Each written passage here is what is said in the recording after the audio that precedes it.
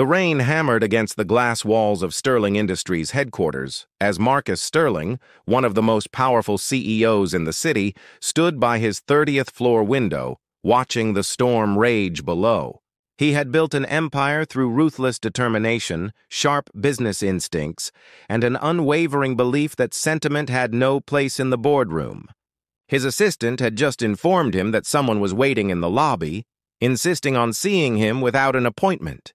Marcus was about to have security remove whoever it was when his assistant added one detail that made him pause.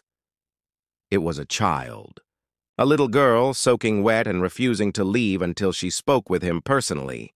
Something in that description stirred a memory he had spent years trying to bury. And against every instinct that had made him successful, he told his assistant to send her up.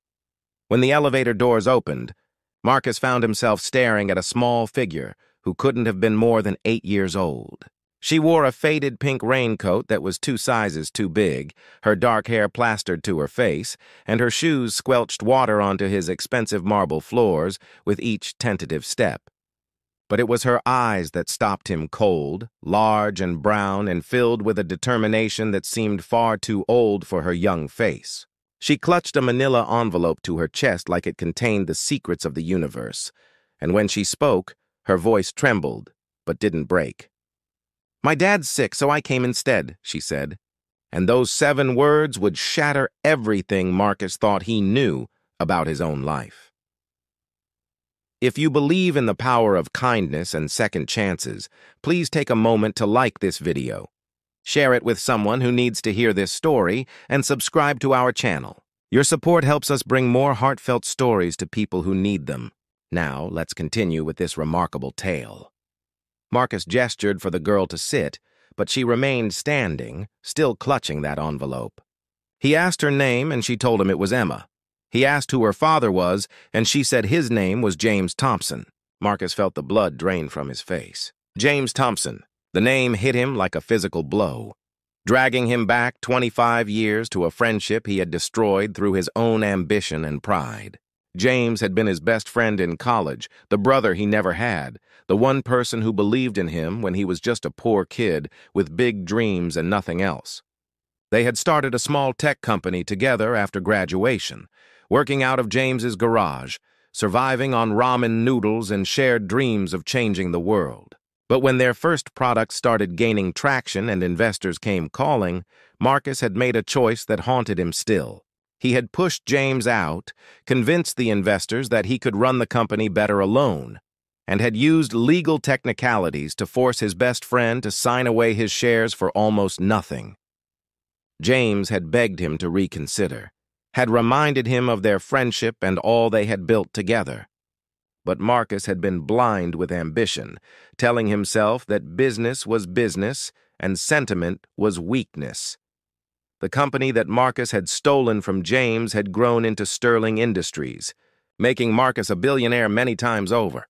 He had justified his actions by telling himself that he had done what was necessary, that he had been the driving force behind their success anyway, that James would have held him back. But in the darkest hours of night, when the champagne had worn off and the accolades felt hollow, Marcus knew the truth. He had betrayed his best friend, and that betrayal had cost him the only genuine relationship he had ever had. He had tried to find James over the years, had hired investigators, but James had disappeared, taking his family and starting over somewhere far from the city and the painful memories. And now, 25 years later, James's daughter stood in his office, dripping rainwater onto his floors, telling him that her father was sick. Emma opened the envelope with small, careful fingers and pulled out several documents. There was a medical report that Marcus scanned quickly, his heart sinking with each line. Stage 4 pancreatic cancer. 3 months to live, maybe less. Treatment options exhausted. The diagnosis was 6 weeks old. Then Emma handed him a letter written in handwriting he recognized immediately. The same neat script that had filled the margins of their college textbooks with ideas and jokes and dreams. Marcus's hands shook as he began to read, and James's words transported him back to a time when they had been young and hopeful and believed that their friendship could weather any storm. Papa letter explained that James had lived a simple life after leaving the city. had married his college sweetheart Sarah, and had raised Emma with love despite their financial struggles. He had worked as a teacher, finding fulfillment in shaping young minds, even though he never stopped missing the thrill of innovation and creation. He had followed Marcus's success from afar, reading articles about Sterling Industries and feeling a complicated mix of pride in what his old friend had accomplished and sadness over what they had lost. The cancer diagnosis had forced James to confront his mortality and his regrets, and he had realized that his greatest regret was not the stolen company or the lost fortune, but the friendship that had been destroyed. He wanted Emma to know her father's full story, including the parts he wasn't proud of and the friend he had loved like a brother. But more than that, James wanted to ask Marcus for something, and it was this request that made Marcus's vision blur with tears he hadn't shed in decades. James wasn't asking for money or apologies or even acknowledgement of what had happened between them. Instead, he was asking Marcus to give Emma an opportunity. Not a handout, not charity, but a chance. Emma was brilliant, James wrote with unmistakable pride, gifted in mathematics and science in ways that reminded him of their younger selves. But they had no money for her education, no resources to nurture her potential, and James knew that without help, Emma's talents might never fully bloom. He was asking Marcus to set up a trust fund for Emma's education, to ensure that she could attend any school she wanted and pursue her dreams without the limitations that poverty imposed. James made it clear that he wasn't trying to guilt Marcus or claim any debt was owed. He was simply a dying father trying to secure his daughter's future, and he was swallowing his pride to reach out to the one person who had the resources to help. Marcus looked up from the letter to find Emma watching him with those impossibly old eyes, and he realized she understood far more than a child her age should. He asked her if she knew what the letter said, and she nodded. Her father had explained everything to her, she said in that small but steady voice. He had told her about their friendship, about the company they had built together, about the betrayal and the years of silence. He had told her without bitterness or anger, simply as facts that had shaped his life. And then he had asked Emma to do something incredibly difficult. He had asked her to bring the letter to Marcus herself, to look the man who had hurt her father in the eyes and ask for help. Emma explained that her father was too weak to travel, that the cancer had spread and the pain was constant despite the medications they could barely afford. Her mother was working 3 jobs to pay for whatever treatment they could manage and to keep food on the table, but it wasn't enough. It was never enough. Emma had taken 3 buses to get to Sterling Industries, had walked the last 2 miles in the rain because she didn't have money for another fare, had talked her way past security by refusing to leave until someone listened. She had done all of this because her father had asked her to, and because she loved him more than anything in the world. But she also did it for another reason. And when she finally told Marcus what that reason was, he felt something break open inside his chest.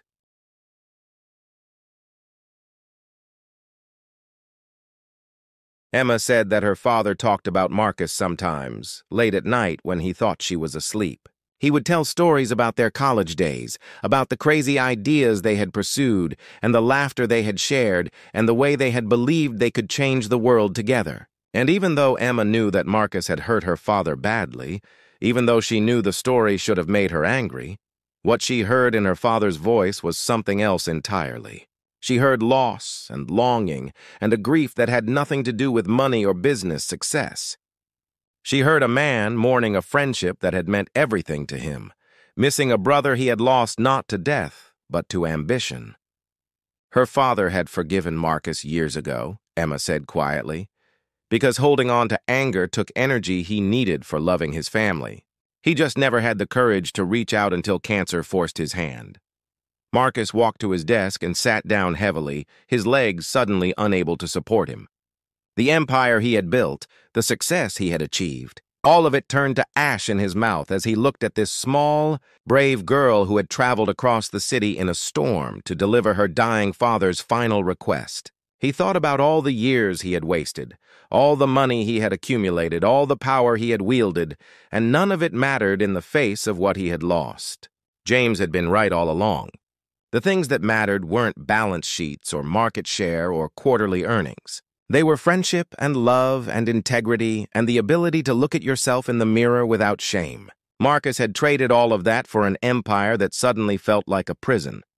He made a decision in that moment that would alter the course of his life. He told Emma that he would do far more than set up a trust fund for her education. He would establish a full scholarship foundation in James's name, one that would help not just Emma, but hundreds of other brilliant children who lacked resources. He would fund James's medical care, bringing in the best doctors and ensuring that whatever time James had left would be as comfortable as possible. And most importantly, he would go to James himself, would kneel beside his old friend's bed and beg forgiveness for the betrayal that had haunted them both for 25 years. He would tell James that he had been wrong, that the success meant nothing without people to share it with, that he would give it all back if he could have just one more day of the friendship they had once shared.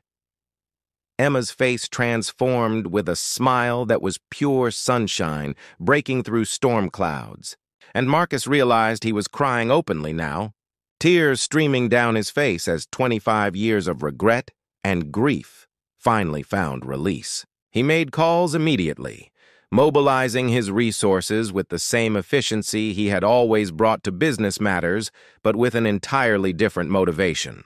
Within an hour, he had top oncologists on their way to evaluate James, had accountants setting up the scholarship foundation, and had his private jet being fueled for a flight to the small town where James lived.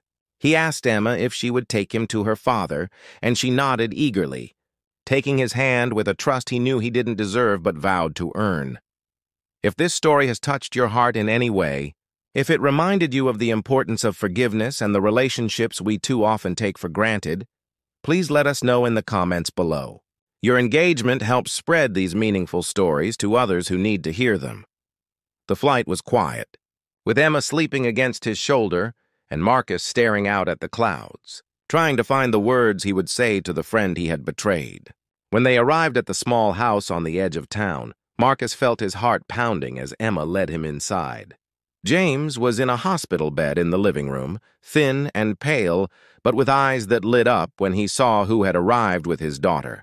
The two men looked at each other across 25 years of silence, and Marcus found that all the speeches he had prepared dissolved on his tongue. Instead, he simply said the three words that mattered most. "I'm so sorry." What happened in that room over the next hour would remain between them. But when Marcus finally emerged, his face was transformed with a peace he hadn't felt in decades. James had forgiven him, truly and completely, and in that forgiveness, Marcus found something he hadn't even known he was searching for: redemption. They couldn't get back the years they had lost, but they could make the time James had left meaningful. Marcus moved his work to the small town, spending every day with his old friend, talking and laughing and remembering the dreams they had once shared. Please take a moment to comment below with the word forgiveness if you believe it's never too late to make things right. James lived for 3 more months, but they were months filled with love and reconciliation and friendship restored. When he finally passed away peacefully in his sleep, Marcus was there, holding his hand and whispering promises to take care of Emma and Sarah as his own family. True to his word, Marcus ensured that Emma received the finest education, but more than that, he became the uncle she had never had, filling some of the space her father's death had left behind. The Scholarship Foundation grew into one of the largest in the country, helping thousands of children pursue their dreams. And every year on the anniversary of James's death, Marcus would visit his grave and tell his old friend about all the lives they were changing together, about the legacy of forgiveness and second chances that had grown from the ashes of their broken friendship. The little girl who had walked into his office during a rainstorm had given Marcus something far more valuable than anything his empire could buy. She had given him the chance to become finally the man he should have been all along.